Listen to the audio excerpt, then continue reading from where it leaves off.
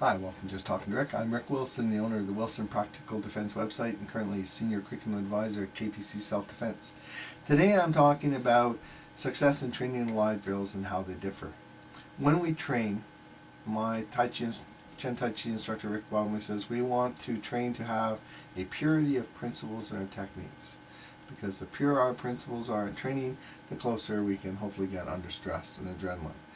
And that's a time where you self-correct, your teacher corrects you, you want to make corrections and get it right.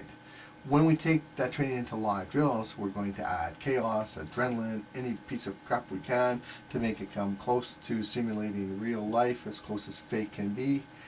And there, how close we are to principles will only affect our success. It doesn't make us succeed or not. What's our goal? If our goal was to put that guy down, we put that guy down, we succeeded. And the other thing about live training, if you're really being pressed by your people, is you're going to have a level of failure.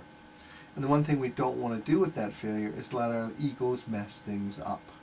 And I'm going to talk about, use knife defense to illustrate this. Rory Miller talks about in a blog how he was watching a knife defense and they were working at sparring distance, it's working great. But when they moved into reality distance where knifings happened, the technique fell apart. They weren't working. So what happened? Gradually, over time, the attack distance worked itself back to where it worked. What they did was they changed the circumstances to make the techniques work because they were failing, rather than changing to a technique that worked. I saw another knife defense tape. It was very good. Good practitioner. Stuff was good. All big movements. I liked it. But at the end they said we don't train against small movements because they're too hard to deal with. Well, they just ignored reality because it's too hard to deal with. And reality lives in the circumstances. And yeah, you could get attacked from afar, but if somebody really wants to take you out, they're going to come in close. And it sucks to be cross-grabbed and have a sewing machine stab coming at you, and boy, that's a bad place to be. But to say I'm not going to deal with that because I won't have a high percentage of success, so I just won't do it. That's like I have an illness with a mortality rate of 100%. Somebody says, I have this pill you can take. It's the only thing we have, but it's only 10% successful. Well, you're going to take the pill, right? Even if it was 1%, I'm going to take it. And if I could work on that pill and get up to 50%, how wonderful would be that? And yeah, bad part is, in reality, I don't know if I'm going to be on the succeed side or the bad percentage. But that's reality. So when you train, you seek perfection principles and you correct and you work on that.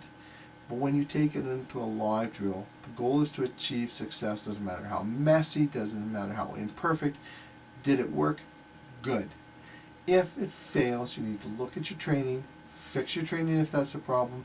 If not, you're just training good and hard in bad places, and you try and decrease your failure rate. But the one thing you don't do to decrease your failure rate is change the circumstances so techniques work.